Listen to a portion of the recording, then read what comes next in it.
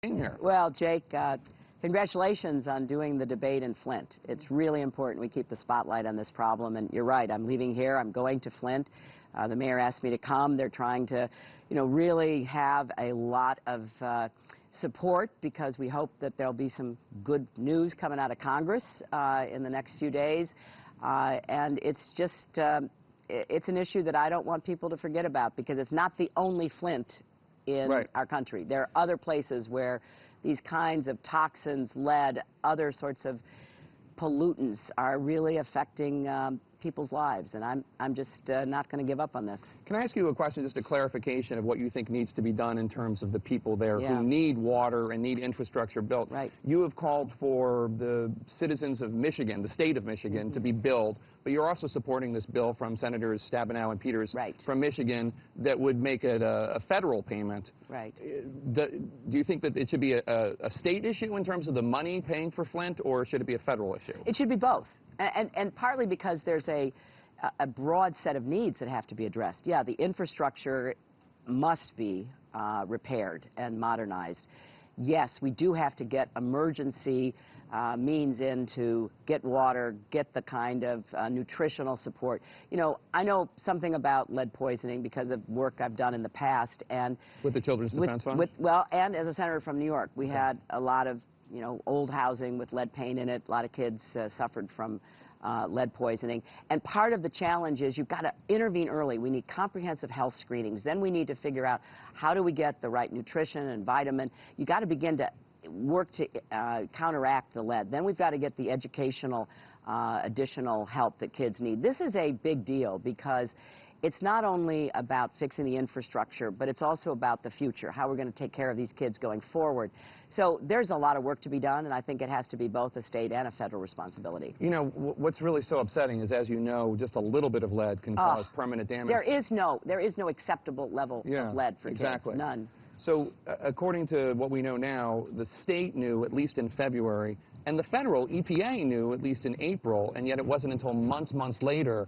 So obviously, this is a failing on the local level, but do you also think it's a failing by the EPA? Well, I think it has to be absolutely investigated to figure out what happened. Why wasn't this sounding alarms everywhere? And I don't want to prejudge it. I don't know what the answer to that question is. I'm focused on, okay, what do we do now? The damage has been done. How do we mitigate that damage? How do we help alleviate both the intellectual and the physical lasting consequences that children face when they've been poisoned by lead? So I'm trying to look at the future. I know there'll be a lot of people focusing on what happened, and that's really important because we do have to, open this inquiry more broadly. I've said that we've got places in our country where we have asthma rates at 500 times higher, killing, young children of color than anybody else because of where they live and what they're exposed to. Our children's health should be the highest priority for our country, and so anything I can do, and I'll keep doing it, to really beat the drums on this, but to ask people, hey, let's look everywhere. Flint, we've got to help Flint. It's a terrible, horrible set of circumstances, but we also have to be looking at other places to try to make sure that this doesn't happen to other kids. So I can't help but notice it's also the New Hampshire primaries coming up in 2 days. Oh, it is? So just to move to politics for 1 second, your family has a long history here. You obviously won here in 2008. Your husband staged his comeback here in 1992. Can you win here? Is it possible that you can win here? I don't know. I don't know. I'm just going to work as hard as I can. I love the New Hampshire primary. I love it because the interactions you have with voters in every setting is so rewarding, and voters in this state take a first, second, third, fourth look at you. They're constantly evaluating. I have been telling voters across the state, this is the biggest job interview in the world. You've got to really think hard about what the job is, who can be president, who can be commander-in-chief, and then you have to really judge us. And I don't know what's going to happen. I know I'm behind. I am in very good spirits about that because I love the process. So you said the other night at the, I forget if it was the debate or the town hall, they all run together in my mind, but you said at one of them that nobody can point to an example where you took money from a group and changed your vote. The Sanders campaign afterwards sent out an excerpt from a book from Elizabeth Warren in which she suggests that you took $140,000 from the banking interests and as a result, according to Warren, not me, changed your vote on a bankruptcy bill. Right. Now, I would love it if you would address the substance of the allegation and also the fact that Sanders' campaign sent it out, but Sanders himself backed off from making the charge himself. Well, that's their typical, artistic smear. That campaign sends out something, gets people riled up, and then they say, oh, no, we're running a positive campaign. Enough. Okay, I'm glad you raised this because I really do want to get this record straight once and for all. I worked with Senator Warren, with whom I have the highest regard, in 2000 to stop a very bad bankruptcy bill. And then when I got to the Senate in 2001, early on, there was going to be a vote on another bankruptcy bill. I was deluged, now as a senator, not as a first lady, lobbying and working against this bill. I was deluged by women's groups and children's groups because the version of the bill that was going to be voted on did not protect child support, did not protect vulnerable women and their children from what would happen to them if their partner, their spouse, went into bankruptcy and was able to discharge those obligations. And, literally, people I'd worked with for 30 years came and said, nobody else will do this. You've got to help us. We've got to change that provision. I took that on, and I went to the floor, and I buttonholed the Democrats and the Republicans who were leading that bill. I said, you can't do this. You've got to change that provision. And they did, but they also put it to me. They said, if we change this provision, you have to vote for the bill. Now, that's what happens sometimes. I didn't like the bill any more than I had liked it before. It still had very bad provisions. But I also pushed hard for a deal to protect women and children. So, okay, I held my nose. I voted for it. It never became law. When it came back in 2005, I was against it. I didn't actually get to vote against it because Bill was in the hospital with another heart procedure, but I put out a statement on the floor. You can look at what I said in 2001. You can look at what I said in 2005. And so I'm glad to set this record straight. But this kind of attack by innuendo, insinuation, is really getting old. They can't point to anything. They are grabbing at straws to make this case. But let's ask Senator Sanders' campaign, why did he vote to deregulate swaps and derivatives? One of the key reasons for Lehman Brothers being over-leveraged, collapsing, and helping to bring down the economy. This is a debate that we should be having about what our public records are and where we stand. I have the toughest, most effective campaign plan to take on the entire financial industry. I don't understand why he doesn't join me, because it goes a lot further than anything he is proposing. We have to look at the shadow banking industry.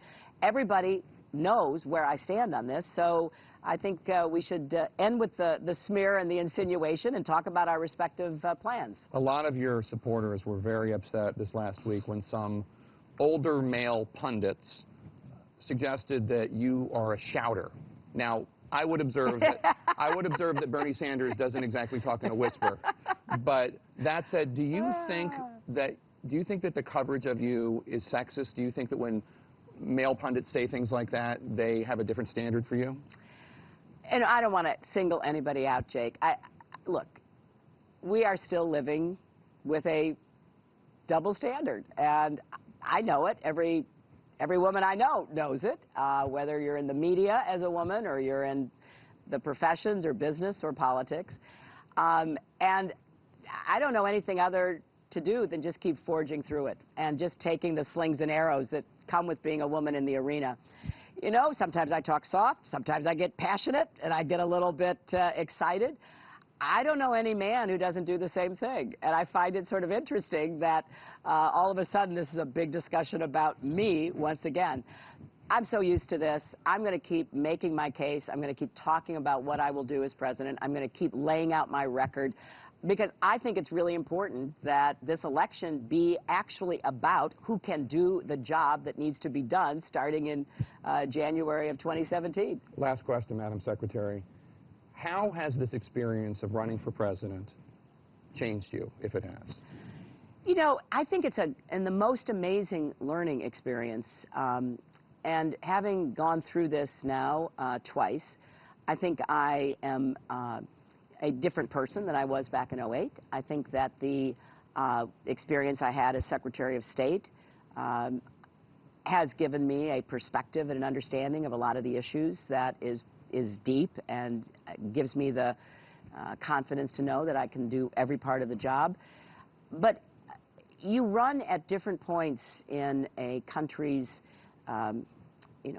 thinking. And right now we're at a time when people are on both sides, Republicans, Democrats, right, left, people are really worried that our economy isn't working for them, that our government isn't working for them. And that's causing a lot of the anger and the frustration. I totally get that. I feel it. Things have been going on that are just wrong.